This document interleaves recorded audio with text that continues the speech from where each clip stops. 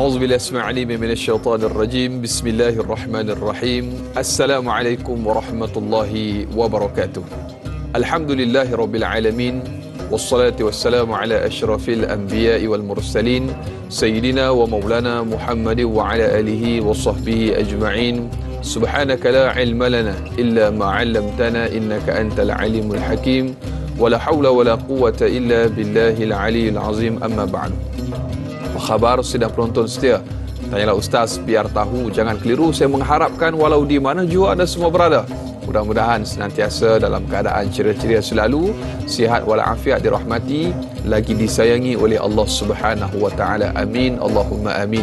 Alhamdulillah, selamat berhujung minggu kepada anda semua. Dan tanyalah Ustaz, syukur alhamdulillah kembali kita bersiaran pada pagi ini 6 November 2022 bersama dengan hari Ahad 11 Rabiul Akhir 1444 Hijri. Kembali kita untuk slot ataupun sesi taranum, tafsir serta tadabbur, iaitu kita masih lagi membicarakan surah Shad. Surah Shad yang merupakan ayat pada ayat yang ke-82 sehingga ayat yang ke-84 pada pagi ini. Surah yang ke-38 letaknya pada juzuk yang ke-23 dan kita telah pun berada di penghujung surah. Untuk kita habiskan surah Shad ini di Tanyalah Ustaz biar tahu jangan keliru, dan kami bawakan kepada anda masih lagi alhamdulillah saya digandingkan dengan yang berbahagia Fadil Ustaz Dr. Muhammad Luqman Ibrahim. Assalamualaikum Doktor. Waalaikumsalam. Ceria seperti selalu. Alhamdulillah.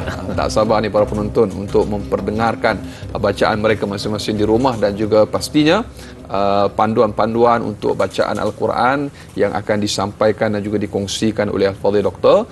Dan sebagaimana biasa, para penonton yang ingin mengajukan soalan dan juga kemusykilan berkaitan topik kita pada pagi ini, untuk sama-sama kita menghayati tafsir serta taranum surah Shad, anda boleh mengajukan soalan berkenaan topik kita menerusi talian yang tertera di kaca TV anda, ataupun paling mudah hantarkan soalan anda, tinggalkan soalan anda menerusi ruangan komen di Facebook Tanyalah Ustaz TV3.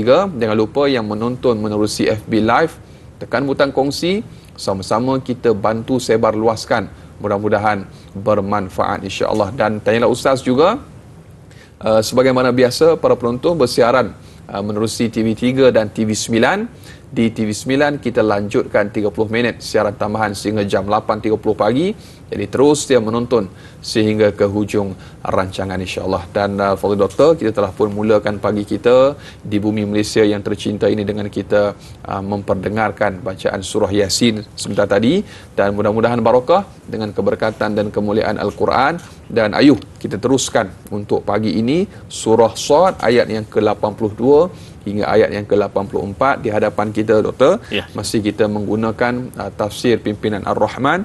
Jadi kepada anda para penonton, mari kita persiapkan diri kita untuk kita menghayati surah Shad ayat yang ke-82 hingga ayat yang ke-84 dengan Al-Quran ataupun aplikasi Quran di telefon masing-masing insya-Allah. Dan sebagai mukadimah Doktor, pada pagi ini kita menggunakan makam taranum kita hari ini Doktor. Silakan. A'udzu billahi minasyaitonir rajim. Bismillahirrahmanirrahim. Alhamdulillahilladzi arsala rasulahu bil huda wa dinil haqq liyudhhirahu 'alad dini kullih wa kafa billahi shahida. Wassalatu wassalamu ala Rasulillah wa ala alihi wa ashabihi wa mawalah. Dari Anas, tuan-tuan, puan-puan, muslimin muslimat, mukminin mukminat, sidang penonton dirahmati Allah sekalian. Alhamdulillah, Allah Subhanahu wa taala mempermudahkan kita untuk bersama-sama di hadapan TV masing-masing pada pagi ini, dengan tujuan untuk kita sama-sama menekuni, mentadabbur, berbincang tentang ayat-ayat Allah yang maha luas kehebatan ketinggiannya. Dan sebelum itu kita baca dulu tuan-tuan ayat yang menjadi perbincangan kita pagi ini, ayat 82 surah Shad. Ayat 82 surah Shad dan sehingga 84. Saya akan baca dengan tarannum Hijaz. A'udzu billahi minasy syaithanir rajim. Bismillahirrahmanirrahim.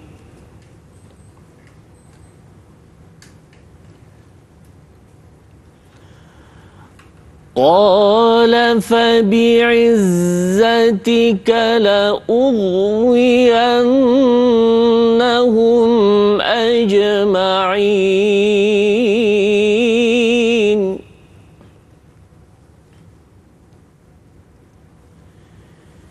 Illa ibadaka minhumul mukhlasin.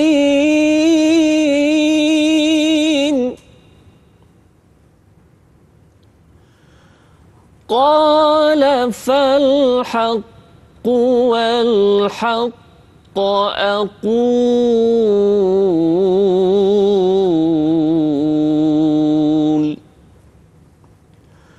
Sadaqallahul azim.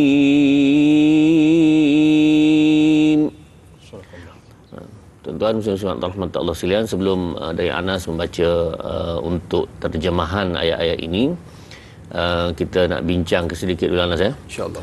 Berkenaan dengan bahagian ataupun sudut ilmu Al-Quran juga, iaitu berkenaan dengan bacaan yang kita baca ini yang dipanggil ilmu qiraat secara ringkas ya. Tuan-tuan muslim-muslimat rahmat Allah sekalian, bacaan yang kita baca ini, kalau orang tanya qiraat apa, maka kita akan jawab tak adalah ya, qiraat yang biasa-biasa yang kita baca itulah. Sepuluh skala itulah. Tuan-tuan muslim-muslimat rahmat Allah sekalian, hakikatnya kita membaca Al-Quran ini ada satu qiraat ataupun lebih mudah difahamnya iaitu satu mazhab bacaan Al-Quran. Tepatnya adalah qiraat. Yang bacaan kita harian ini dan bahkan seluruh dunia yang sebelum ini saya pernah sebutkan bahawa punca yang dipilih bacaan kita sekarang ini Hafs daripada Asim ya, bacaan Hafs daripada Asim, itu bacaan kita sekarang. Punca dipilih ini ialah disebabkan oleh kerajaan Uthmaniyah Turki menyebarkan mushaf Al-Quran dan menyebarkan bacaan Hafs daripada Asim, dan ini menjadi pegangan seluruh dunia. Jadi semua bawah taklukan itu diajarnya begitu. Sejarah kan? Ialah sejarah dia. Dan tidaklah menjadi satu kesalahan untuk baca qiraat lain. Antara bukti yang diberikan oleh para ulama ialah misalnya Morocco bukan tanah jajahan Turki, maka dia kekal dengan bacaannya iaitu bacaan Warsh daripada Nafi'. Libya pula bacaan Qalun daripada Nafi'. Kita Hafs daripada Asim. Baik, pagi ini tuan-tuan, kita akan membaca sedikit dengan bacaan yang lain, namanya bacaan Ibnu Katsir, iaitu Bazzi dan Qumbul, dua perawinya, membaca ayat 82 dan 83. Kebetulan ayat kita pendek, jadi perubahan pun sikit lah Anas ya. Tak lagi jauh kan? Tak lagi jauh lah. Baik, Ustaz cuba ini. Pertama sekali tuan-tuan, di dalam ayat qala fa bi'izzatika la ughwiyannahumu ajma'in. Hum itu dibaca dengan humu dua harakat. Dua harakat. La ughwiyannahumu ajma'in. Itu satu. Yang kedua, illa ibadaka minhumul mukhlasin, dibaca mukhlisin. Jadi makna ada qiraat yang baca dengan mukhlasin kita, dan beberapa qiraat lain baca dengan mukhlisin. Baik, saya cuba dulu. Qala fa bi'izzatika la ughwiyannahum ajma'in illa ibadaka minhumul mukhlisin. Itu dua perubahan. Jadi la'ughwiyannahumu satu, kemudian mukhlisin. Sekarang nak minta giliran Anas pula. Silakan. A'udzu billahi minasy syaithanir rajim. Qala fa bi'izzatika la ughwiyannahum ajma'in. Baik. Illa ibadaka laka minhumul mukhlisin. Aywa, alhamdulillah. Jadi Ustaz kembali kepada Anas dulu. Masya-Allah, tabarakallah. Jadi para penonton, bakal penghuni syurga Allah Subhanahu wa taala. Demikian untuk mukadimah surah Shad ayat yang ke-82 hingga ayat yang ke-84, dan juga sedikit sejarah ataupun mazhab qiraat yang telah pun disampaikan ataupun dijelaskan oleh Fadil Dr. Luqman sebentar tadi. Dan alhamdulillah, apabila kita membicarakan Al-Quran, ianya adalah satu kitab ataupun perlembagaan yang diwariskan oleh baginda Nabi SAW kepada kita untuk panduan kita. Dan sebagaimana kalau saya tak salah dalam kitab Tibyan, Imam Nawawi menjelaskan panjang lebar kepada kita tentang kelebihan dan juga adab-adab kita membaca Al-Quran. Jadi antaranya dengan kita memelihara wuduk kita, dan juga kita membaca dengan penuh tawajuh, dan supaya Allah Subhanahu wa taala memberikan kefahaman kepada kita untuk kita mengamalkan Al-Quran. Baik doktor, apabila kita sebut tentang surah Shad ini, siri sebelum ini pun kita telah berbicara panjang lebar tentang bagaimana keengganan iblis laknatullah sujud kepada Nabi Allah Adam alaihissalam. Jadi untuk sambungannya pada pagi ini, untuk ayat yang ke-82 kita nak sambung. Jadi saya serahkan kembali kepada Al-Fadhil Doktor. Baik, terima kasih Anas dan tuan-tuan muslimin rahmati Allah sekalian. Ayat yang ke-82 itu, Iblis berkata, demi kuat kuasamu wahai Tuhanku, aku akan menyesatkan mereka semua kecuali hamba-hambamu di antara zuriat-zuriat Adam itu yang dibersihkan dari sebarang kederhakaan dan penyelewengan. Dan Allah berfirman, maka akulah Tuhan yang sebenar-benarnya, dan hanya perkara yang benar aku firmankan. Tuan-tuan muslimin rahmati Allah sekalian, merujuk kepada ayat 82 dulu. Iblis adalah satu makhluk Allah yang mana Allah Subhanahu wa taala telah beri keputusan kepada iblis ini, dia sebagai orang kafir dan masuk neraka.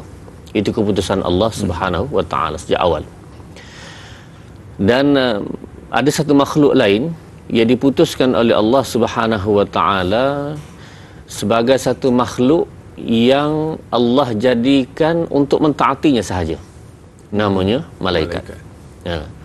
Jadi kedua-dua ini, syaitan dan juga syaitan iblis dan juga malaikat adalah dua makhluk Allah yang sudah tidak diberi pilihan. Maknanya ya, syaitan adalah watak jahat, malaikat adalah watak yang baik. Begitulah sampai ke akhir hayat dunia ini. Dan tuan-tuan, pada asalnya iblis la'natullah ini ada diberi pilihan oleh Allah Subhanahu wa taala. Iaitu mereka ini dikenali sebagai orang baik sebenarnya. Orang hebat, amal ibadat pun hebat. Sehinggalah Allah nak menguji dia, iaitu Allah Subhanahu wa taala jadikan Adam alaihissalam. Dalam ayat Quran menyebut dengan jelas, a'udzubillahi minasyaitonir rajim. Wa qulna usjudu li adama fasajadu illa iblis aba wastakbara.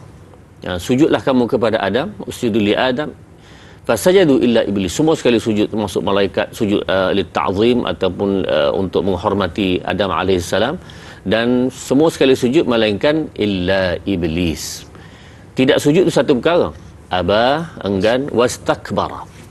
Tuan-tuan muslimin rahmati Allah sekalian, enggannya iblis ini, sebenarnya kalaulah satu orang itu, mengikut kita melihat kepada perbincangan hadis-hadis yang lain, kalaulah seseorang itu dia tak boleh buat tak boleh buat satu perkara agama, kerana disebabkan dia rasa Allah tak boleh buat lagi lah, payah lagi lah. Contoh tak, katakanlah suruh pakai tudung, dia payah lagi lah. Hukum pakai tudung ni apa dia? Tahu benda tu wajib tapi tak boleh lagi lah. Kalau setakat itulah, insya-Allah ada peluang.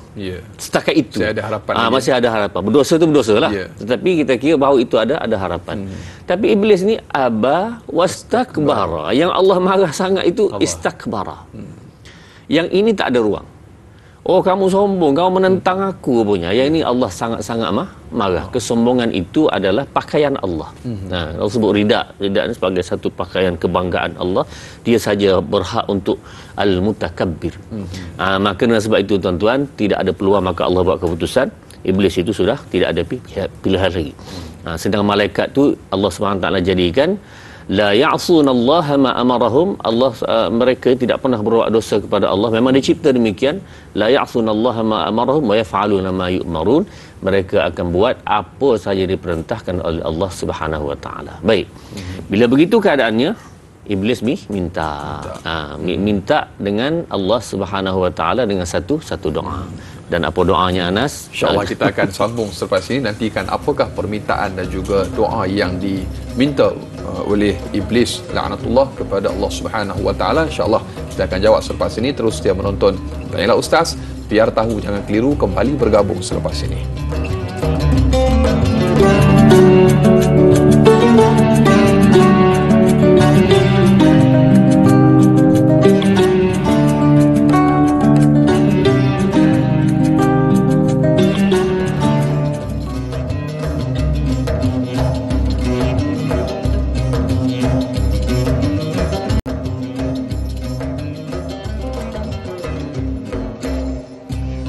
Alhamdulillah, masih lagi terus setia bersama dengan Tanyalah Ustaz, biar tahu jangan keliru. Ibu-ibu, ayah-ayah bakal penghuni syurga Allah Subhanahu wa taala. Amin insya-Allah. Alhamdulillah, kita masih lagi bersama dalam Tanyalah Ustaz pada pagi ini untuk kita membahaskan, membicarakan untuk ujung minggu kita tafsir, taranum serta tadabbur surah Shad ayat yang ke-82 sehingga ayat yang ke-84.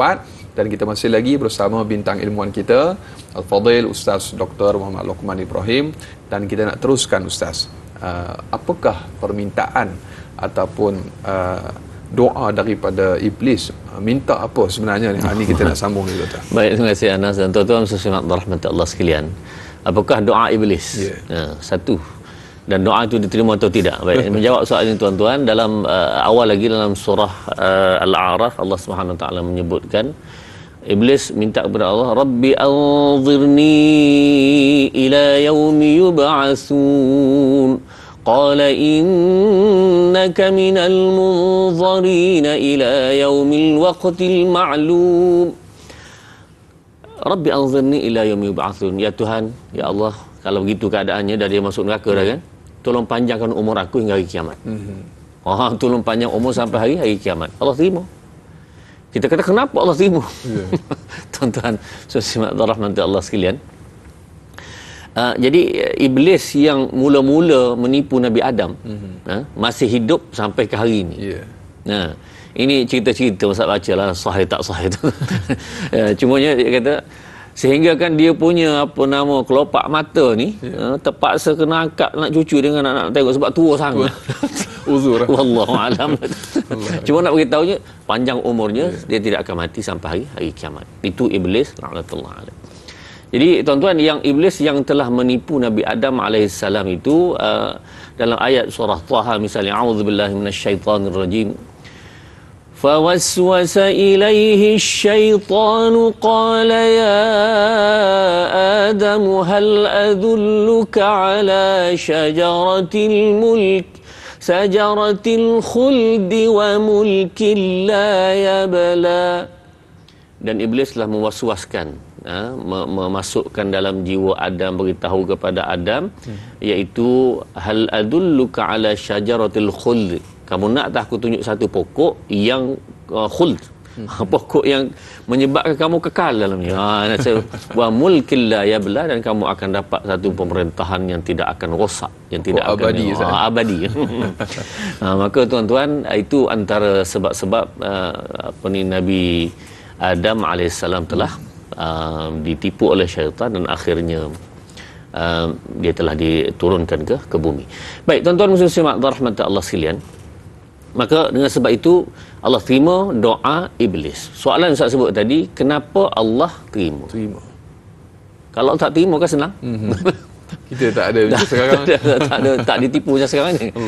Tuan-tuan muslimat rahmat Allah sekalian. Kudrat Allah ataupun irada Allah, kehendak Allah akan berlaku seperti mana dia nak. Cumanya kita kata proses sebab musabab itulah berlakunya, dan kita kena mengikut sebab musabab tersebut. Macam contoh tuan-tuan, hidup mati kita siapa tentu? Allah tentu dah. Jadi kalau kita bawa kereta, kita 140 sopak sone ni. Kalau tak sampai aja tak sampai juga. Tapi tuan-tuan, dah kita kata maut sudah dipastikan oleh Allah Subhanahu Wa Taala. Kalau apa aksiden pun, kalau tak mati juga dia tu. Laju pun kalau tak mati dia tu. Belum ajal lagi. Tuan-tuan sesimak rahmat Allah sekalian, yang menentukan Allah itu benar. Kemudian yang suruh buat ikhtiar itu Allah juga. Nabi sallallahu alaihi wasallam juga yang menyuruhnya. Misal contoh tuan-tuan, wala tulqu bi aidikum ila tahlukah, yang kamu bawa diri kamu ke arah binasa itu siapa cakap? Allah yang cakap. Ya, tapi Allah dah tentukan, ya benar. Yang ketentuan itu kita tak tahu. Yang disuruh ialah kamu berusaha ikhtiar. Dan maknanya usaha dan ikhtiar ini tidaklah berlawan dengan ketentuan qadar Allah Subhanahu Wa Taala. Jadi itu pegang kita ahli sunnah wal jamaah. Jadi tuan-tuan, kemudian ulama menyebutkan bahawa doa lain la ughwiyannahum ajma'in. Ini dia baru sampai kita punya. Aku akan sesatkan. Dan Allah Subhanahu Wa Taala memberi juga peluang ini kepada iblis, boleh. Tetapi illa ibadaka minhumul mukhlasin, melainkan hamba-hamba aku, hamba-hamba Allah ini, ya minhumul mukhlasin, yang sebahagian mereka adalah orang mukhlasin ini kita akan bincang nanti tuan-tuan. Jadi golongan ini tidak boleh disesatkan oleh iblis. Baik tuan-tuan, antara kesesatan ataupun cara penyesatan iblis ni, ulama membuat dia punya kaedah-kaedah yang dibuat oleh iblis. Ada kenapa manusia ditipu? Macam-macam cara. Iblis. Yang pertama sekali tuan-tuan, ini Ustaz rujuk dalam kitab-kitab yang membicarakan tentang ayat ini, tentang tipu daya syaitan, kaidus syaitan dan seumpamanya. Yang pertama sekali ialah syaitan, iblis ini akan melakukan tazyin. Tazyin ini mempercantikkan benda salah. Benda dosa tapi nampak bagus lah. Nampak molek. Nampak molek. Nampak sangat rupanya benda ni. Salah. Ada. Kita kata contoh mudah. Tuan-tuan. Seorang yang dia buat dosa. Dia rasa bahawa dosa tersebut tak salah ni. Malahan aku sedang berbuat baik ni. Dalam Quran sebut ini, a'udzubillahi minasyaitonir rajim. Afaman zuyyina lahu su'u 'amalihi fara'ahu hasana. Dia buat benda dosa tapi dia berasa baik. Contoh tuan-tuan, dia dapat satu duit itu daripada loteri, daripada benda dosa, benda judi apa semua. Sebagai nak membersihkannya, kita bagilah kepada masjid, contoh anak yatim. Sebahagian orang tuan-tuan, ini Ustaz sebutlah itu Datuk Ayub Khan, dia punya ulasan. Dia kata sebahagian orang dia buat rasuah, hujung tahun dia pergi Mekah, pergi umrah pergi haji sebagai nak membersihkan konon-kononnya lah. Jadi tuan-tuan, itu dipanggil tazyin, ditipu oleh syaitan. Sedangkan tidak begitu. Sebab dosa-dosa yang berkaitan dengan manusia kena selesai dengan manusia. Allah beri syarat begitu. Dosa dengan Allah Subhanahu Wa Taala itu mudah sikit. Maksud mudah sikit ni, dia bangun malam, dia bertaubat, dia menangis di hadapan Allah, Allah ampunkan insya-Allah. Tapi kalau dosa itu dengan manusia, contoh hutang, contoh hutang. Sehingga Rasulullah kata, seorang yang orang duk puji mati syahid itu, Rasulullah kata, lah, orang ni ada hutang. Dia punya roh dia tengah tergantung antara langit dan bumi. Sebab hutang. Kita kata hutang tu kadang-kadang dia minta cara betul. Cuma dia tak sempat. Tapi dengan sebab tak bayar tadi, hubungan manusia tadi terlekat rohnya antara bumi dan langit. Wal'iyadzubillah. Jadi tuan-tuan, maka itu pertama, cara memperelokkan benda yang salah. Ada benda yang tak baik. Contoh gini tuan, contoh lain. Sekarang ini Ustaz tengok, ni ada satu kecenderungan orang yang dia panggil influencer ni, apa ni dia, bahasa kita apa? Pempengaruh. Pempengaruh. Zaman Ustaz tak ada. Zaman ini baru ada. Pempengaruh ini tuan-tuan, dia buatlah sesuatu benda untuk menarik orang tu. Yeah. Antara lain yang dia buat ialah, ini Ustaz perhati sendiri. Dia buat iklan-iklan yang berkaitan dengan benda haram. Yeah. Berkaitan arak, apa semua. Riba dan seumpama. Yeah. Dia tahu. Tapi tak apalah, nanti kita akan bersihkan nanti dengan cara pergi Mekah ke apa semua. Ya Allah, tuan-tuan, tidak begitu. Ini tazyin daripada syaitan. Satu. Yang kedua ialah talbis. Talbis ini bahkan ada kitab lah, Talbis Iblis oleh Ibnu Al-Jauzi rahimahullahu ta'ala, seorang ulama yang besar dalam mazhab Hambali. Tipu daya syaitan. Ada. Maknanya tuan-tuan, tipu daya syaitan ni macam-macam. Kalaulah orang tu dia nak semayang, mula-mula ditipunya jangan semayang. Nak pergi masjid mula-mula jangan pergi masjid. Tapi tengok ni tak boleh ni, kaki masjid ni memang dia pergi juga. Dia ubah sikit. Dia punya kaedahnya. Dia twist sikit. Dia twist sikit. Kamu pergi masjid ini kamu pakai elok-elok lah. Baju tu elok-elok, kemudian kamu pergi tu dalam keadaan yang kamu rasa orang tengok belaka ni, dia dah mula dah. Bagaimana selanjutnya? Betul.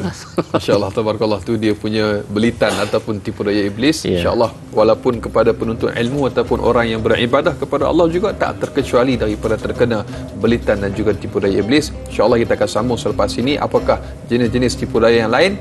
Nantikan dalam Tanya Ustaz, biar tahu jangan keliru, kembali bergabung selepas ini.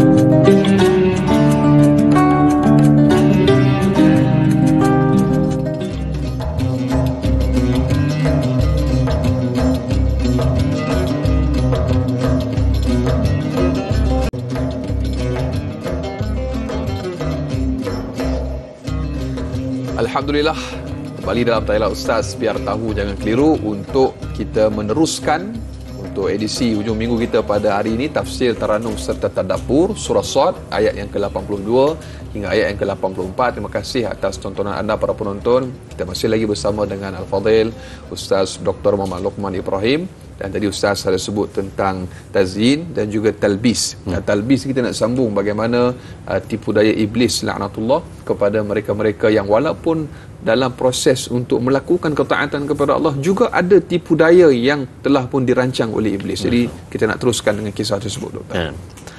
Terima kasih Anas dan tuan-tuan muslim-muslimat rahmati Allah sekalian. Sebenarnya antara punca besar iblis ini, dia dulu abid. Dia dulu adalah orang yang memang memahami cara mentaati perintah Allah ni, dia faham. Kemah molek. Kemah dia. Dia tidak kata dia tu orang bodoh-bodoh baru nak belajar. Dah. Dia tahu semua dah. BBN juga. Jadi tuan-tuan, dengan sebab dia tahu semua itu, jadi kalau tengok orang baru nak amal ibadat ni, alah aku lebih pada kamu Allah, dulu. Berasa besar. Berasa. Allahumma, itulah dia. Iblis la'natullah alaih. Kemudian kalau nak semayang tuan-tuan, kita kata lepas semayang fardu, kemudian semayang sunat. Baik, semayang sunat ini tuan-tuan, orang semayang, dia nak larang semayang sunat tak boleh tahu. Memang ini kaki semayang ni kan. Maka diubahnya niat tersebut dan sebagainya. Semayang panjang-panjang sikit, orang tengok tu. Paling lambat habis. Paling lambat habis ni. Dah. Jadi kalau pakaian tu dengan gaya pakaian yang paling pelik, yang paling canggih, dia ada semua itu. Jadi dengan sebab itu, ini dia panggil talbis iblis. Itu tipu daya syaitan. Jadi asalnya ikhlas, jadi tidak ikhlas. Rosak amalan tersebut. Na'udzubillah. Yang ketiga, taswif atau makna takhir, iaitu dia amalan-amalan kita kadang-kadang kita tahu tuan-tuan, saya buat ni salah ni, dosa ni, tapi tak apalah, muda lagi kan. Dia ada awal lagi, okey. Maknanya benda itu dia tahu berdosa, dan dosa itu hanya boleh dihilangkan dengan taubat. Dia tangguh taubat tersebut. Takhir. Jadi antara tipu daya ni tuan-tuan, sebagai contoh kisah yang menarik yang tuan-tuan pun kali biasa dengar kisah ini, iaitu seorang yang membunuh 99 orang. Ada di zaman Bani Israel ada seorang tu dia membunuh kaki bunuh orang, 99 orang. Bila bunuh 99 orang, dia berasa tak senang hidup ni. Barangkali 99 ni orang panggil dia muda sampai ketua lah. Dah tua tu banyak dosa aku ni. Ada. Jadi banyak dosa aku ni, akhirnya dia pun minta lah cari nak bertaubat. Carilah satu orang abid. Bila jumpa satu abid ini, dia kata, boleh tak aku nak taubat? Aku banyak dosa ni. Dia kata, boleh. Apa dosa kamu? Bunuh 99 orang. Oh, tak boleh. Terkejut dia tak boleh tu kan. Dia kata, okeylah, cukup 100 lah. Jadi bunuh jadi 100. Kemudian dia tak tenang juga. Aku ni tak boleh hidup macam ni. Dah tak rosak teruk ni macam ni. Boleh tak nak baiki ni? Pergilah cari satu abid yang lain. Dan abid ni lah berkata, innallaha yaghfirudz dzunuba jami'a. Allah ampun semua dosa. Tapi tuan tak tahu lagi dosa saya apa dia. Bunuh 100 orang, 100 baru je. Allah Subhanahu Wa Taala memang ampun dosa. Jadi sebab itu tuan-tuan. Cuma peringatan daripada hadis ini ialah yang paling penting tuan-tuan. Kalau kita tak boleh baca hadis sampai situ je, kena bagi tahu poin penting Rasulullah sebut dalam hadis ini. Iaitu orang nak bertaubat ini, dia tidak boleh berada dalam suasana maksiat. Bi'ah. Zuruf yang suasana maksiat tak boleh, kena keluar dari situ. Rasulullah sebut dalam hadis ini, intaliq ila ardin kaza wa kaza. Kamu pergi ke tempat lain. Fiha ibadullah. Satu tempat itu ada orang ramai menyembah Allah. Duduk situ, di situ. Maknanya cari suasana yang baik. Maka tuan-tuan, orang ni berjalan-jalan, nak pergi ke kampung tersebut, mati tengah jalan. Datang dua malaikat, rakan cerita lah. Datang dua malaikat. Maka tuan-tuan, malaikat ni bergaduh, satu rahmat, satu azab. Nak ambil mana satu ni. Akhirnya tuan-tuan, Allah hantar malaikat yang ketiga. Malaikat ketiga lah kata, ukur. Mana lebih dekat, itulah dia punya. Maka bila diukur lebih dekat kepada tempat nak pergi bertaubat, maka diambil oleh malaikat rahmat. Bagaimana Allah menyelesaikan, menguruskan orang, bunuh orang seperti itu, tak apalah. Yang pentingnya orang itu diampunkan oleh Allah Subhanahu Wa Taala. Baik tuan-tuan, rahmat Allah. Dia pun kata, orang bunuh orang pun aku tak pernah bunuh orang. Dia dah. Sedangkan Nabi ampunkan, Allah pun ampun dia kata. Jadi ini dipanggil talbis. Dia panggil taswif, yang dia sengaja-ngaja melewat-lewatkan dia punya memohon pengampunan kepada Allah Subhanahu Wa Taala. Ini satu tipu daya. Kita tak tahu mau berapa mati. Betul. Orang mati terkejut ramai sekarang ni. Ada tengah-tengah jalan, tengah jogging, tengah basikal apa semua, jatuh mati. Duduk saja mati. Jadi tuan-tuan, makna tak tahu, jadi tidak ada masa. Tiap hari kena bertaubat kepada Allah. Semoga-moga taubat kita diterima oleh istighfar ini diterima oleh Allah Subhanahu Wa Taala. Jadi tuan-tuan, itu yang ketiga. Yang keempat, tahwin. Tahwin iaitu merasa dosa-dosa dia itu remeh, kecil. Tuan-tuan muslimin rahmat Allah sekalian. Dalam hadis sahih Muslim, innal abda la yatakallama, seorang manusia, seorang hamba Allah ini, dia bercakap bi kalimatin, dengan satu kalimah, la yulqi laha balan, dia tak berasa benda besar pun, tetapi akhirnya yudkhilul jannah, disebabkan dia kata-kata dia itu masuk syurga. Begitu juga dalam hadis yang sama, satu orang lain pula, dia kata satu kata-kata yang jahat, sikit je, sepatah je, yang jahat itu akhirnya membawa dia ke neraka. Sepatah je tuan-tuan. Jadi yang ni dia merasa bahawa benda tu remeh. Tuan-tuan, contoh mudah ada. Dalam sekarang ni musim pilihan raya, orang macam-macam orang duk kata begini, duk sebar begini tuan-tuan. Allahumma ada, semoga Allah selamatkan kita semua. Jadi bila kita menulis, sama kita berkatalah, menulis tu kata-kata, contoh kita maki orang, celaka, apa lagi dengan segala lah, mak nenek lah, segala-gala ini dia melabel segala-gala itu. Orang lain pun ikut, kedua ikut, orang ketiga ikut, yang keempat ikut. Maka tuan-tuan, disebabkan dosa itu hidup, dia mati. Dia mati dah pun berantai-rantai sampai kesudah tuan-tuan. maka dia tetap mendapat dosa. Ini punca tadi berpanjangan. Kenapa? Kerana satu patah saja. Ini tuan-tuan tolong takut dia. Tuan-tuan takut perkara ini, ustaz sama, tuan-tuan sama. Takutilah dosa berantai. Betul. Macam mana nak berhenti dosa ni? Dengan cara, kalau fitnah orang, tuan-tuan, dia fitnah orang, maka fitnah ini hanya boleh dia berhentikan ialah dia mengumumkan balik. Kalau dalam Facebook, kena umum Facebook. Dibersihkan secara terbuka. Ya, terbuka. Saya dengan ini tarik balik, saya bersalah, saya minta maaf kepada tuannya, apa semua, saya tarik balik. Baru berhenti dosa tu. Allahu Akbar. Nah, kalau tidak, sepanjang hayat dia hidup, bahkan dia mati, dia akan mendapat dosa. Ini dosa berantai. Patutlah, ya, kena isytihar. Patutlah tuan-tuan, orang seperti ini sepatah je. Kalau dapat Allah sepatah ya Allah. Tak, sepatah tu orang ikut. Orang ikut sampai. Sebab tu tuan-tuan, ini sangat penting. Imamun adilun mencapai kedudukan yang sangat tinggi di sisi Allah Subhanahu Wa Taala. Kenapa?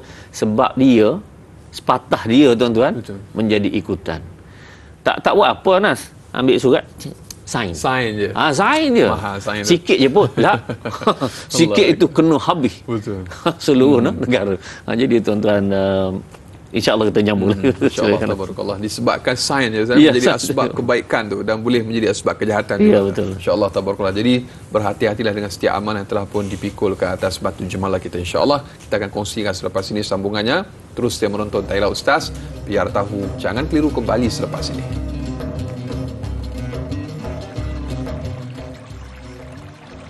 Sallallahu ala Muhammad, sallallahu alaihi wasallam, sallallahu ala Muhammad, sallallahu alaihi wasallam. Ya Nabi, salam alaika. Ya Rasul, salam alaika. Ya Habib, salam alaika. Salawatullah alaika.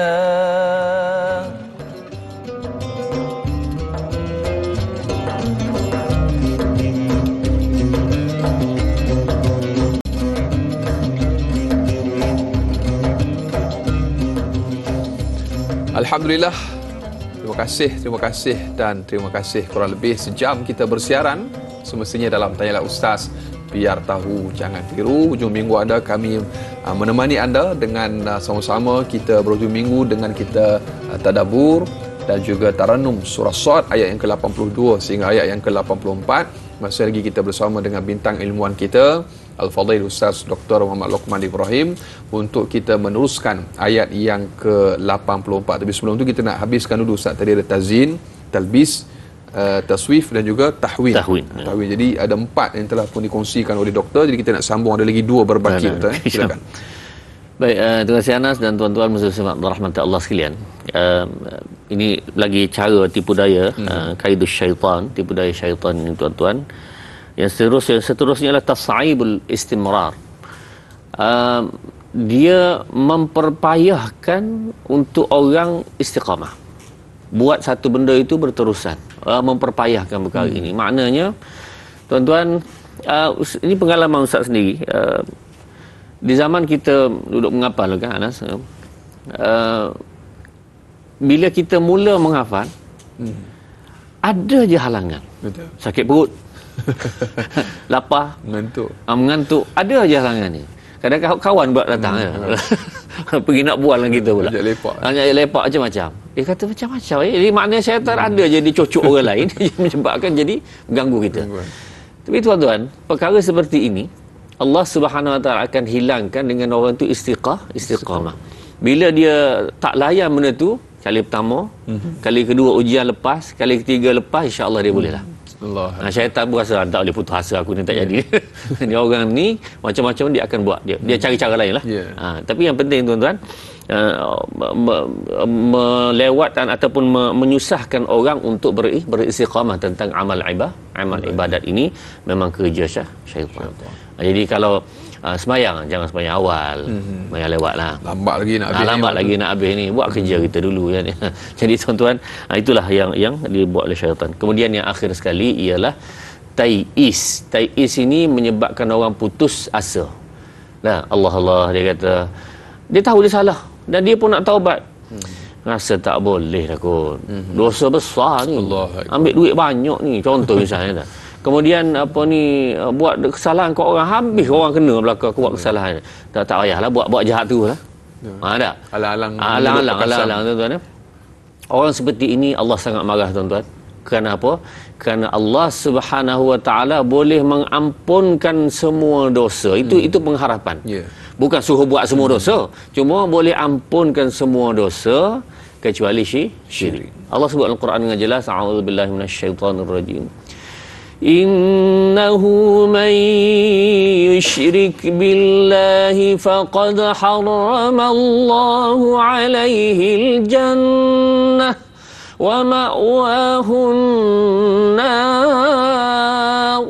Siapa-siapa syirik kepada Allah, Allah haramkan masuk dalam syurga dan tempat dalam neraka. Syirik sahaja. Yang lain bukan suruh buat, tapi maknanya kalau ada melakukan dosa, mohon ampun kepada Allah Subhanahu Wa Taala. Dan tuan-tuan, Allah sebut dalam hadis yang sangat jelas, riwayat Tirmizi menyebutkan bahawa hadis qudsi, iaitu satu orang yang melakukan dosa kepada Allah Subhanahu Wa Taala. Lau balagat dhunubuka inanas sama, kalaulah dosa kamu mencapai awan di langit sana, banyak sungguh dosa itu, kemudian kamu minta ampun, aghfiru laka wala ubali, aku ampun, aku tak kisah pun. Itu Allah Subhanahu Wa Taala punya keluasan pengampun. Tak peduli tak peduli. Yang penting kamu sanggup bertaubat, minta sungguh-sungguh kembali kepada Allah Subhanahu Wa Taala. Tubu ilallahi taubatan nasuha, insya-Allah. Baik, doktor dan juga para penonton, alhamdulillah kita telah pun ada sahabat pemanggil kita yang menanti di talian untuk pagi ini. Halo, assalamualaikum. Waalaikumsalam warahmatullahi wabarakatuh. Ya, apa khabar? Alhamdulillah sihat. Assalamualaikum Ustaz dan Dai. Waalaikumsalam warahmatullahi. Saya ingin bertanya tentang dosa pahala tu, tentang minta maaf dan sebagainya tu. Kita semasa dulu bekerja memang ramailah kawan yang mungkin banyak buat salah dengan kita, banyak mengumpat kita. Jadi saya dah berpisah sekarang. Dia masing-masing tak tahu di mana. Kita dah maafkan semua, bersih kosong lah, tak ada lagi yang ketinggalan lah. Sebab dia orang dah jauh-jauh dan banyak yang dah meninggal. Kita dah maafkan semua. Tetapi tentang dosa kita dengan dia tu, kita macam mana nak meminta maaf sebab kita tak jumpa orangnya. Dan tak tahu di mana dia. Nak mohon maaf, nak jumpa pun tak pernah jumpa. Jadi macam mana caranya? Yang salah kita pada dia tu, salah dia kita dah maafkan. Minta tolong jelaskan Ustaz. Itu aja soalan saya Ustaz. Assalamualaikum warahmatullahi wabarakatuh. Waalaikumsalam warahmatullahi wabarakatuh. Terima kasih Puan Najah yang bertanya soalan cukup menarik. Kadang-kadang kita cari orang yang pernah kita buat zalim tu tak jumpa-jumpa sekarang. Nak cari warisnya pun tak ada. Mungkin pindah ke planet lain, kita tak tahu. Allah alam lah. Cari tak jumpa Ustaz. Betul. Macam mana kaedah nak buat ni? Baik, terima kasih kepada Siti Rohani tadi yang bertanya daripada Banting. Semoga Allah merahmati kita semua. Kita ada salah dan silap, tapi kita carilah keadaan untuk bertaubat dan memohon ampun dan maaf daripada Allah dan manusia juga. Tuan-tuan muslim dan rahmati Allah sekalian, taubat kepada Allah Subhanahu Wa Taala kaedahnya ialah memohon ampun, istighfar, penyesalan, dan jangan buat lagi. Itu syarat diberikan oleh Allah Subhanahu Wa Taala dalam Al-Quran. Malam yusirru ala ma fa'alu hum ya'lam. Jangan ulang. Dah menyesal, minta ampun, kemudian jangan ulang. Kepada manusia dia ada kaedahnya, iaitu kena menyelesaikan urusan dengan manusia. Baik, Ajah yang bertanya tadi ialah berkenaan kalau ada dosa dengan manusia, cari-cari tak jumpa. Tuan-tuan, pertama sekali kena berusaha untuk mencari itu. Berusaha untuk mencari. Dah tak ada sangat cari-cari, ataupun kalau kesalahan dia tu dia dah meninggal. Kalau melibatkan harta benda, maka tuan-tuan cari warisnya. Cari waris pun tak jumpa.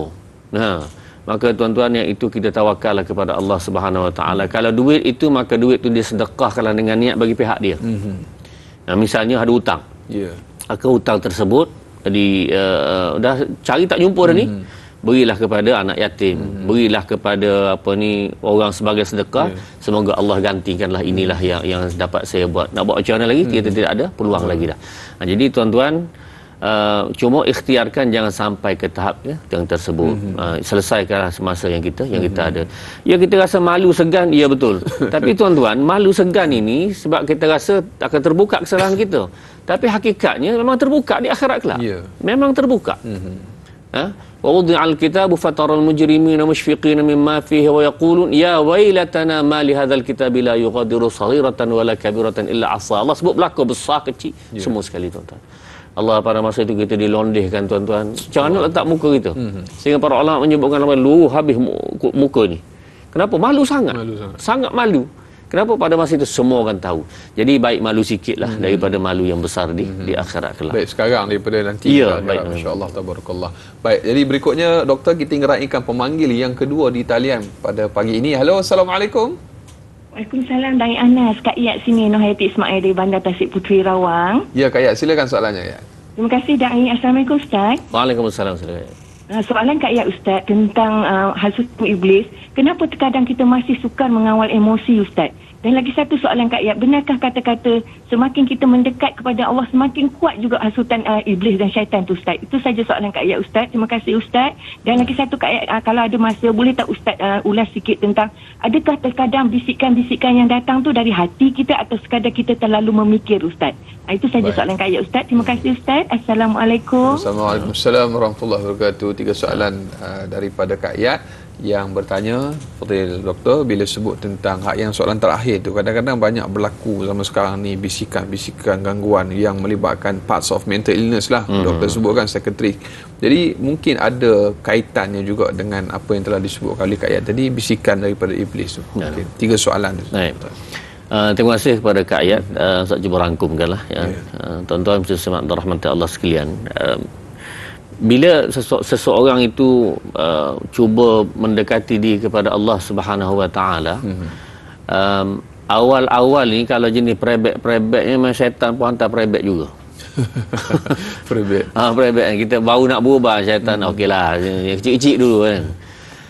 Makin tinggi makin kuatnya zikirnya, banyak baca Qurannya, banyak pengikut dia ramai, maka dia hantar 2 bintang pula. Allahu akbar. Lebih lagi dia hantar lebih lagi. Ada. Sebab itulah ni kisah-kisah orang alim sendiri pun yang akhirnya dia mati kufur kepada Allah Subhanahu Wa Taala. Misal contoh dalam kisah Bal'am Ba'ura, ya. Bal'am Ba'ura ini seorang alim besar di zaman Bani Israel. Bahkan dia punya doa yang sangat hebat, iaitu doa saja Allah terima. Ini makna tahap dia punya martabat tu sangat tinggi. Doa ni memang macam bukan kaling-kaling, itu orang yang memang Allah terima doanya. Jadi tuan-tuan, maka dia telah diminta oleh, bila tahu Nabi Allah Musa nak masuk satu tempat itu dalam kampung dia, maka ketua kampung, kita kata raja lah di situ, minta dia berdoa. Dia kata, kamu gila ke apa? Itu Rasul itu. Itu Rasul. Tuan-tuan, dipujuk-pujuk tak jalan, pujuk-pujuk tak jalan, cocok melalui isteri.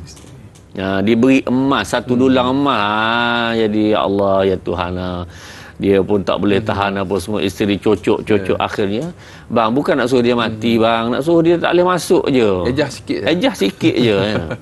Akhirnya dia berdoa, tuan-tuan, yang dalam Quran menyebutkan, walaupun kisah itu adalah sedikit perbincangan ulama, cumanya tinggal lagi Allah sebut, famasaluhu kamathalil kalbi in tahmil alaihi yalhas atau tatruku yalhas.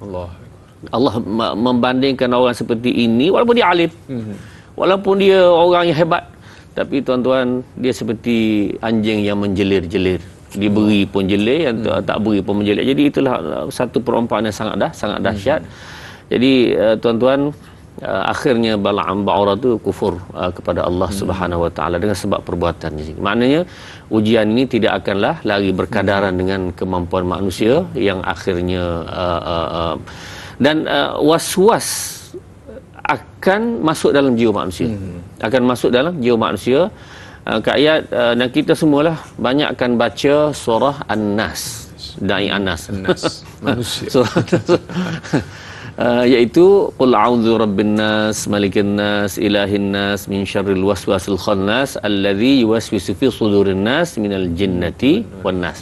Dan waswas ini tuan-tuan yang tolong mempengaruhi manusia ini datangnya pada dua-dua pihak, jin dan bangsa syaitan satu, yang kedua ialah bangsa manusia. Dan inilah yang merosakkan kita, mempengaruhi kita. InsyaAllah. Kadang-kadang kita selalu baca antaranya was-was ketika solat, jadi dianjurkan oleh ulama untuk kita membaca sebelum kita mendirikan sembahyang. Jadi untuk amalan yang baik untuk kita sama-sama amalkan insya-Allah. Baik, doktor dan juga para penonton, kita ingin raikan soalan daripada sahabat Facebook kita Al-Ali Ali bertanya. Assalamualaikum warahmatullahi wabarakatuh. Waalaikumsalam warahmatullahi. Merujuk kepada ayat yang ke-82 dalam surah ini, adakah iblis mengetahui bahawa kelemahan anak cucu Nabi Adam alaihissalam ialah syahwat dan syubhah. Melalui kedua-dua kelemahan ini, maka mudahlah iblis menyesatkan manusia. Apakah amalan dan doa yang boleh diamalkan untuk mengelakkan diri daripada serangan iblis terhadap manusia, doktor? Baik, terima kasih kepada Ali soalan yang sangat baik. Tuan-tuan muslimin rahmati Allah sekalian. Pertama, kena istiqamah satu amalan.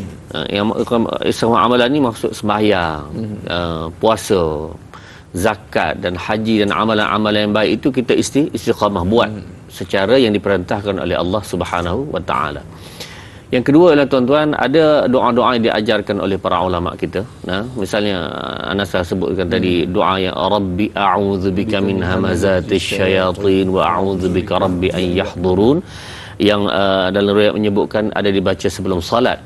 Walau macam mana pun doa ini bersifat umum, boleh dibacakan di mana-mana. Rabbi a'udzubika min hamazatis syayatin, ya Allah, aku berlindung dengan segala tipu daya, segala bisikan-bisikan syaitan ketika mereka hadir datang itu minta dengan Allah Subhanahu wa taala. Cuma Syekh Sya'rawi menyebutkan satu doa yang sangat menarik untuk kita sama-sama beramal dengan tuan-tuan.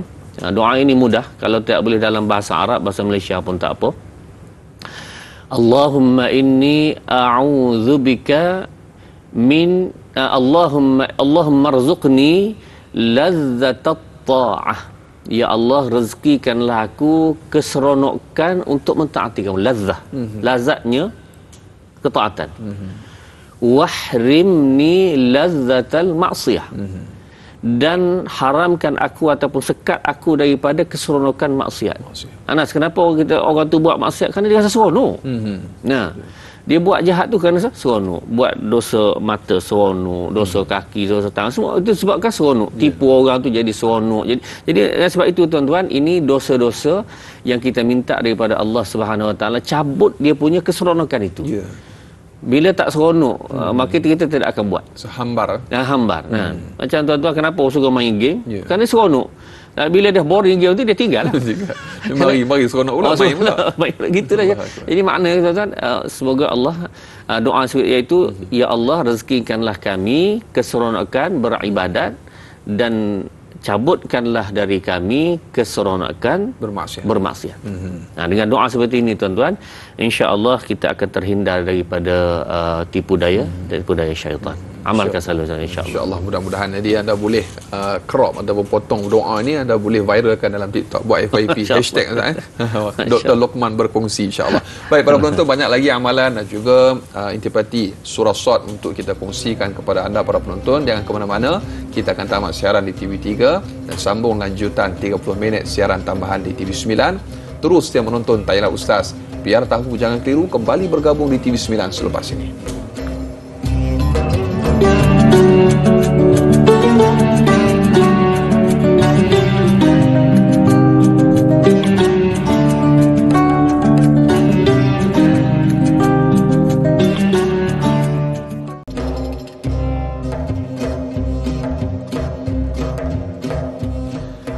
Saudara senang penonton, Al-Imam Al-Habib Abdullah bin Alawi Al-Haddad di dalam kitabnya Nasihat Agama dan Wasiat Iman menceritakan kepada kita ibadah yang paling afdal ialah membaca Al-Quran, dan cara mendekatkan diri kepada Allah Subhanahu wa taala yang paling agung ialah ketaatan yang paling besar dan pahalanya cukup besar dan mulia di sisi Allah Subhanahu wa taala. Alhamdulillah para penonton, ibu-ibu, ayah-ayah bakal penghuni syurga Allah Subhanahu wa taala. Kita masih lagi bersama pada pagi ini dalam Tanya Ustaz, biar tahu jangan keliru. Lanjutan 30 minit siaran tambahan di TV9 kami powerkan kepada anda. Terima kasih kepada yang menonton di FB Live yang tekan butang kongsi. Teruskan sebarkan kebaikan, sebarkan kebahagiaan dengan kita menghayati tafsir, taranum serta tadabbur kita pada pagi ini untuk kita membicarakan surah Sad ayat yang ke-82 hingga ayat yang ke-84. Dan kita masih lagi bersama bintang ilmuwan kita Ustaz Dr. Muhammad Luqman Ibrahim. Dan doktor, kita nak teruskan lagi dengan soalan daripada sahabat Facebook kita. Untuk soalan yang berikutnya, Muhammad Faizal bin Ahmad yang bertanya, berdasarkan ayat yang ke-82, sebagaimana yang kita tahu di ambang sakaratul maut, iblis paling kuat menggoda dengan menyerupai wajah ibu dan ayah kita. Saya terfikir, bagaimana pula mereka yang mati secara mengejut, contohnya akibat kemalangan? Adakah terlepas daripada gangguan iblis laknatullah di hujung hayatnya? Mohon pencerahan doktor. Baik, terima kasih kepada Muhammad Faizal Ahmad. Soalan yang sangat baik. Tuan-tuan, memang benar bahawa di ambang sakaratul maut, kita panggil nazak, ya. Ketika mana waktu cabut nyawa, tuan-tuan, kita bayangkan bagaimana pada masa itu, contoh kalau kita demam, dan demam tu agak kuat, kata-kata bukan COVID lah gamaknya kan. Tapi bila demam, tuan-tuan, kita punya fikiran pun kita rasa macam awang-awang gitu, kemudian kita panas terlebih tu, kita rasa macam tak selesa, sakit kepala, down macam-macam. Pada masa itulah, tuan-tuan, keadaan yang sama juga akan berlaku pada sakaratul maut. Semasa nazak itu malah lebih lagi. Di masa itulah datangnya iblis syaitan ini untuk membuat usaha ikhtiar terakhir. Dia berupalah orang paling kita sayang, mak, ayah, isteri, anak, semua sekali itu. Bang, ini jalan yang salah, jalan yang benarnya ini. Ada maknanya kufur itu lebih betul daripada Islam dan seterusnya. Jadi tuan-tuan, macam mana kita nak hadapi semua itu? Maka tuan-tuan, hanya dengan amal ibadat. Hanya dengan amal ibadat semasa hayat kita atas muka dunia, itulah yang kita hadapi. Jadi walaupun kalau dalam ditanya oleh Mak Faizal tentang kalau berlaku kemalangan secara tiba-tiba, maka dia masa yang paling sedikit itu pun dia akan ikhtiarkan supaya manusia ini tercabut imannya daripada Allah Subhanahu wa taala. Dan perkara ini termasuk dalam masalah ghaibiyah ataupun sam'iyat yang kita dengar daripada Nabi sallallahu alaihi wasallam. Cuma kita harap semoga-moga di akhir kalam kita ialah la ilaha illallah. Allah terima, amin ya Allah. Amin, insya-Allah. Mudah-mudahan terjawab soalan sahabat kita bertanya. Dan berikutnya doktor, kita ada sahabat pemanggil di talian pada pagi ini. Halo, assalamualaikum. Waalaikumsalam warahmatullahi wabarakatuh. Doktor dan dari Anas, Haji Tukinon ya, Haji Muhammad. Apa khabar Haji Tukinon? Alhamdulillah baik, pagi yang paling baik. Amin, alhamdulillah. Kru ni semua baik-baik sahaja. Amin, insya-Allah. Baik, persoalannya doktor dan Dai. Iblis kita tahu, iblis itu memang dah dibagi kebenaran Allah supaya menyesatkan dan maknanya menyusahkan orang. Iblis kata, kau pergilah mencuri, wahai hamba Allah. Kau pergilah bunuh orang, wahai hamba Allah. Tapi bila Allah tanya kat Iblis, kenapa kau suruh dia mencuri? Dia kata apa tau? Aku tak suruh dia buat. Kenapa PL dia macam ini, Ustaz? Betul ke memang Iblis orang yang tak bertanggungjawab, bila dia dah buat, dia tak mengaku? Nak minta penjelasan Ustaz pagi ini. Terima kasih banyak-banyak Ustaz. Assalamualaikum. Sama-sama. Waalaikumsalam warahmatullahi wabarakatuh. Bagaimana situasi Iblis berlepas diri daripada dipertanggungjawabkan atas kesalahan yang dilakukan oleh keturunan Nabi Adam AS. Kita lah manusia. Dia yang asuk tapi dia tak mengaku lah. Benar, terima kasih kepada Haji Tukinun. Semoga Allah merahmati beliau dan panjang umur dan kesihatan. Dan tuan-tuan muslim rahmati Allah sekalian, memang benar, Iblis ini kerjanya ialah menipu manusia. La ughwiyannahum ajma'in. Aku akan sesatkan. Dan orang ikut dia. Nah, sebahagian orang ikut, bahkan sebahagian ramai yang ikut dia. Dia berusaha ikhtiar supaya manusia kufur kepada Allah. Falamma kafar, bila berjaya dah kufur manusia itu, qala inni bari'um minka, aku berlepas diri daripada kamu, inni akhafullah, aku pun takut kepada Allah. Pula dah. Dan aku berlepas diri pada kamu, aku takut kepada Allah juga. Jadi tuan-tuan, itu keadaan iblis, dan ini akan ditunjukkan oleh Allah Subhanahu Wa Taala di akhirat kelak. Cuma Allah kata lepas itu, fakana aqibatahuma annahuma fin nari khalidain fiha. Satu-satu perkataan khalidain dalam Quran dalam surah ini Al-Hasyr, tuan-tuan, khalidain fiha. Dua-dua. Kamu dan pengikut kamu tu dua-dua masuk neraka. Allahu akbar.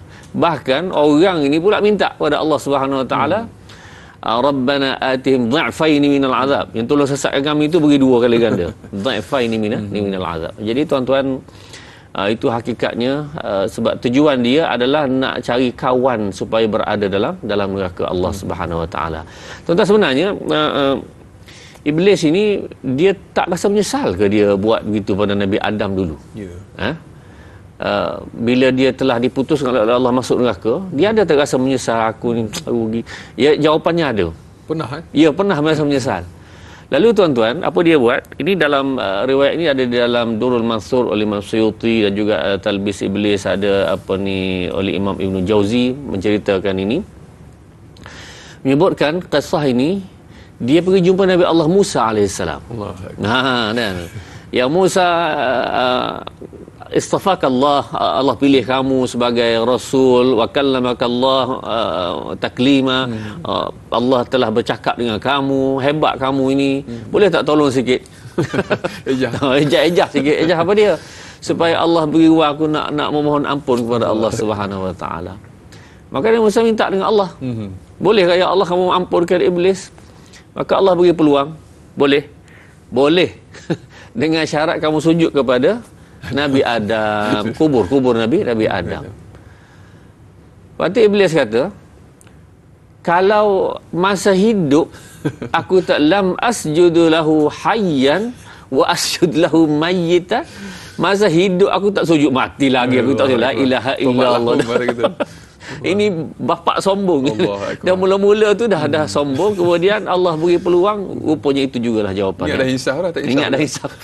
Rupanya itulah keputusan iblis. Memang dia tidak akan menarik lagi dah daripada apa yang dia buat itu. Allahumma. Iblis tetap iblis. Masya-Allah, tabarakallah. Baik, doktor, berikutnya di talian pada pagi ini kita nak raikan lagi sahabat pemanggil kita. Siapa di talian? Hello, Assalamualaikum. Waalaikumsalam warahmatullahi wabarakatuh. Dai Anas Kamis dan juga Dr. Muhammad Luqman Ibrahim. Saya Umar Abdul Majid dari Felda Cini Timur 3, Pekan Pahang. Assalamualaikum doktor dan dai. Waalaikumsalam warahmatullahi. Ya, soalan saya begini doktor ya. Doktor, kita dah sedia maklum, iblis ialah tugas dia untuk menghasut anak Adam, dan dia dah mohon dengan Allah Subhanahu Wa Taala dan dibenarkan. Persoalan saya ini doktor, kita diberikan akal pemikiran yang waras dan dapat membezakan antara yang baik dan yang buruk. Setahu saya iblis tak pernah marah. Dia hanya buat rayuan dengan halus, dengan lembut, tak pernah marah-marah. Jadi kita ni yang jadi manusia ni, kadang-kadang kita ni nafsu menguasai akal. Akal yang waras tu dah tak boleh timbang yang mana yang baik dan yang mana yang buruk. Jadi soalan saya, apakah kaedah terbaik lah? Seboleh baik mungkin lah doktor ya.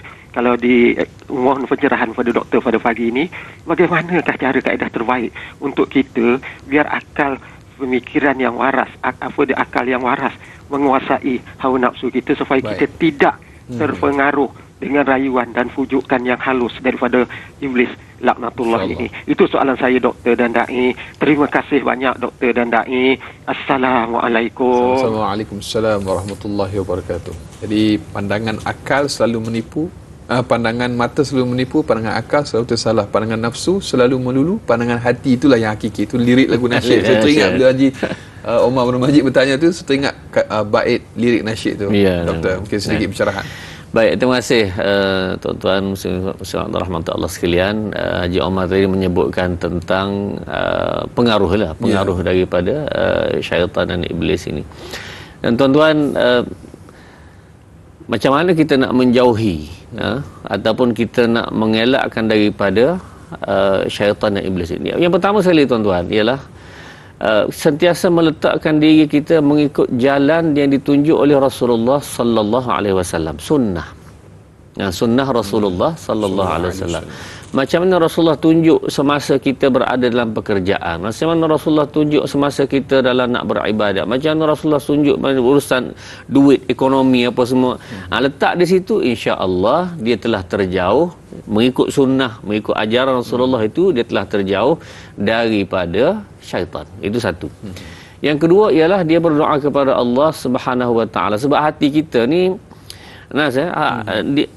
hati dalam bahasa namanya al-qalb. Al-qalb. Orang Melayu sebut kalbu tu kan. Itu nak qalb. Kalbu malami. Baik, al-qalb ni dalam bahasa Arab maknanya benda yang berputar-putar, berbolak-balik gitu. Itu al-qalb. Sehingga dalam masal Arab ada sebut ma summiyal qalbu qalban illa litaqallubih. Ada. Tidaklah dinamakan hati sebagai qalb melainkan kerana dia berputar tu. Allahu akbar. Kejap gitu, kejap begini. Bolak-balik kan. Kejap berkenan ini, kejap mana. Ada je macam-macam dia punya tu kan. Jadi tuan-tuan, Allah suruh doa. Nabi SAW ada doa disebutkan dalam hadis yang jelas, iaitu ya muqallibal qulub tsabbit qulubana ala dinik. Masa kita was-was, kita rasa macam tak tenang, sabbit qulubana ala din. Wahai Tuhan yang membolak-balikkan hati, maka tetapkanlah hati kami di atas agama. Maka ini caranya tuan-tuan untuk kita menetapkan hati dan jiwa kepada agama kita, kepada Allah dan Rasul. Allahu akbar, insya-Allah. Tabarakallah, mudah-mudahan terjawab soalan sahabat kita bertanya, dan banyak lagi ustaz dan juga para penonton untuk kita kongsikan untuk surah Shad ayat yang ke-82 hingga ayat yang ke-84 ini. Terus setiap menonton Tanyalah Ustaz, biar tahu jangan keliru, kembali bergabung selepas ini.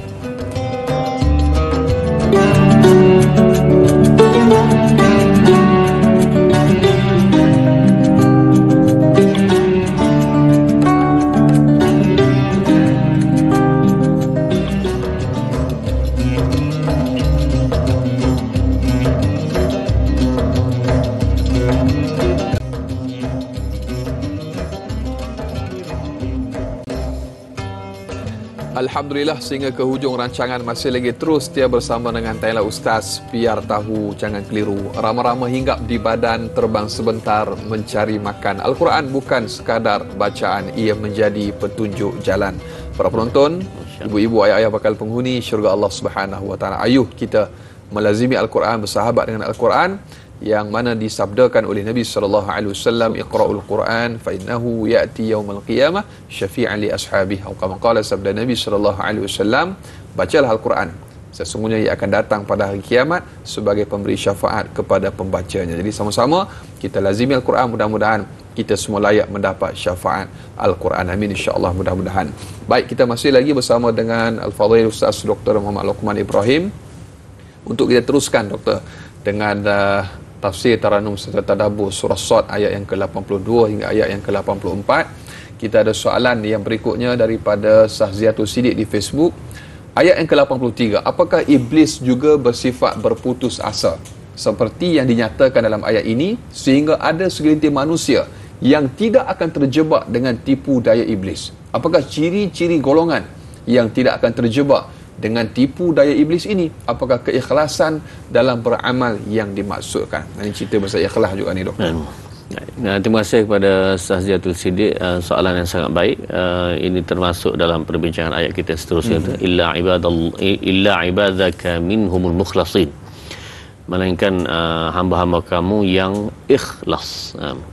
Tuan-tuan, ikhlas ini adalah satu perkara yang sangat seni, sangat halus, dan tipu daya syaitan untuk mengalahkan orang ikhlas ini pun sangat halus. Sehingga ulama menggambarkan iaitu ikhlas ini semut hitam di atas batu yang hitam pada malam yang hitam gelap. Jadi makna tak nampak apa. Itulah dia ikhlas. Dan tuan-tuan, kalau kita tanya macam mana cara nak dapat ikhlas, macam mana tanda ikhlas itu, adakah tanda ikhlas ini saya ikhlas ni Nas? Itukah tandanya? Betul. Tak semesti itu. Walaupun dia cakap dia ikhlas, belum tentu lagi. Tuan-tuan dan rahmat Allah sekalian, ulama memberi kaedah untuk kita mendapat ikhlas, iaitu pertama sekali tashihun niyyah, memperbetulkan niat, iaitu 3 benda. Membentuk niat ni pada awalnya Allah aku buat ni lillahi ta'ala, satu. Jalan program apa kita buat ni, tengah cek balik kok hari ni boleh jadi sebab niat ni boleh berubah, cek semula tengah, lepas tu jalan lagi hujung tu cek balik. InsyaAllah dengan awal, tengah dan hujung tadi, maka amalan itu termasuk ikhlas. Satu. Nah, yang keduanya ialah istiqamah. Dan juga termasuk tanda orang ikhlas ialah istiqamah. Dia pergi sembahyang, subuh dia pergi, zuhur dia pergi, asar dia pergi, isyak maghrib dia pergi belaka, tuan-tuan. Mana orang nampak pergi, orang tak nampak pun pergi. Lagi hujan lagi dia pergi. Hujan dia pergi, ribut dia pergi. Maka tuan-tuan, maka ini tanda ikhlas. Insya-Allah Allah Subhanahu Wa Taala akan anugerahkan keikhlasan untuk orang seperti ini. Dan ada amalan-amalan tuan-tuan yang kita buat yang sangat mencabar keikhlasan. Sebagai contoh, amalan-amalan yang dalam Quran sebut, misalnya amalan kita bersedekah, kita tolong orang. Nah, zaman sekarang lebih mencabarlah, ada media sosial apa semua ni kan. Jadi kita bersedekah ini, sedekah ini aula sembunyikkah atau tunjuk ke orang? Sembunyi. Dalam Quran sebut, in tubdus sadaqat fa ni'mahi wa in tukhfuha wa tu'tuhal fuqara fa huwa khairul lakum. Jadi utama sedekah ini sembunyi. Orang tak tahu lebih utama. Ada. Supaya nak jaga keikhlasan. Cuma kalau tunjuk itu sebahagian kecil ada tujuannya yang tertentu. Ada. Contohnya kalaulah pemimpin, dia pergi masjid itu apa nak minta sumbangan, dia pun bagi sedekah secara terbuka. Iaitu untuk memberi galakan kepada orang lain untuk bersedekah juga. Itu okeylah. Tapi semuakah pemimpin? Betul. Taklah. Ada kategori jadi ada kategorinya. Jadi dengan sebab itu tuan-tuan, orang biasa-biasa ni kalau sedekah sembunyikan. Ini pantang tolong orang, ambil gambar. Dan pantang buat baik, masukkan gambar. Allahumma tuan-tuan, maka dengan sebab ini itu merencatkan keikhlasan. Kita nak kata tak ikhlas tu tak boleh lagi, tapi itu merencatkan keikhlasan. Syaitan lagi bijak tuan-tuan. Tak? Kalau kita buat begitu, dia cucuk, dia masuk dalam kita punya amal ibadat, habis yang asalnya baik rupanya a'udzubillahi minasyaitonirrajim. Wa qadimna ila ma 'amilu min 'amalin faja'alnahu haba'an mansura. Manusia bawa datang amalan begitu banyak di hadapan Allah ni. Faja'alnahu haba'an mansura. Rupanya amalan tadi jadi habuk sahaja, jadi debu yang berterbangan, tak ada apa tu. Kenapa? Kerana tidak ikhlas. Itu antara yang menghancurkan amalan. Jadi tuan-tuan ustaz sama, tuan-tuan puan-puan sama, semua sekali sama, untuk kita menjaga amalan supaya datang kepada Allah, amalan itu dikira amalan yang sangat besar. Dan tuan-tuan, sedekah yang kecil sebesar biji sawi, biji tamar itu kerana keikhlasan lebih baik daripada gunung Uhud. Kerana keikhlasan. Sedekah sebesar gunung Uhud tidak ikhlas, maka tuan-tuan itu jauh tidak ada gunanya daripada sebiji tamar. Allah. Kerana keikhlasan menuntut kepada kita untuk kita sama-sama doa kepada Allah Subhanahu Wa Taala, mohon supaya Allah Taala kurniakan keikhlasan kepada kita. Baik doktor, sedar tak sedar kita telah pun para penonton sampai ke penghujung rancangan kita untuk episod pada pagi ini. Jadi sebagai 3 pengajaran ayat ataupun pelan tindakan terakhir untuk surah Shad ayat yang ke-82 sehingga ayat yang ke-84, doktor, silakan. Baik, terima kasih Dayang Anas dan tuan-tuan muslimat rahmati Allah sekalian. Tipu daya iblis, belitan iblis yang sangat kuat dan kita kena berusaha ikhtiar untuk menjauhinya. Dan cara untuk menjauhi hanya satu tuan-tuan, berusaha ikhtiar untuk mendapat ikhlas daripada Allah Subhanahu wa taala, dan hanya Allah Subhanahu wa taala yang menyatakan kebenaran, dan kebenaran itu tidak ada pertikaian. Manusia ada pertikaian, tapi hanya apa yang Allah sebut sahaja itulah kebenarannya. Jadi tuan-tuan, mudah-mudahan Allah Subhanahu wa taala beri kebaikan kepada kita insya-Allah. Jadi untuk kita menjemput rezeki dan juga keberkatan, terutamanya untuk majlis kita pada pagi ini, kita ayuh sama-sama kita tutup dengan sedikit doa daripada ustaz. Mudah-mudahan Allah taala berkati kita insya-Allah. A'udzubillahi minasyaitonirrajim. Bismillahirrahmanirrahim. Alhamdulillahi rabbil alamin. Wassalatu wassalamu ala asyrafil anbiya'i wal mursalin wa ala alihi wa sahbihi ajma'in. Allahumma arhamna bil Qur'an waj'alhu lana imaman wa nuran wa hudan wa rahmah. اللهم ذكرنا منه ما نسينا وعلمنا منه ما جهلنا وارزقنا تلاوته آناء الليل وأطراف النهار واجعله لنا حجة يا رب العالمين.